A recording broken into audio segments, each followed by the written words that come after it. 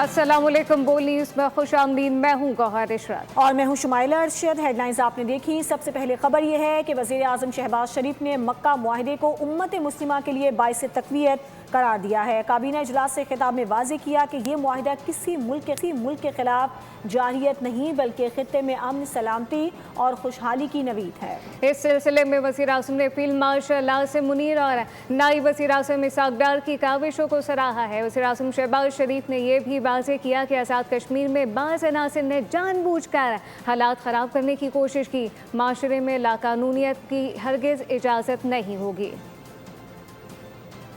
مکہ المکرمہ میں سعودی عرب، پاکستان اور ترکی کے درمیان ایک دفاعی معاہدہ وہاں پر سائن کیا گیا، جس کا مقصد یہ ہے کہ خطے میں امن، ترقی اور خوشحالی کو فروغ دیا جائے۔ اس حوالے سے میں یقیناً deputy prime minister Ishaq Dar صاحب کو اور خصوصی طور پر میں فیلڈ مارشل سید عاصم منیر صاحب کو بھی اس حوالے سے مبارکباد دینا چاہتا ہوں۔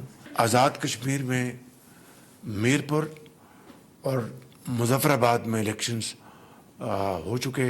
کسی بھی مہذب معاشرے میں لا قانونیت کی اجازت نہیں دی جا سکتی۔ سبسکرائب کریں اور بیل دبائیں تاکہ کوئی خبر رہ نہ جائے۔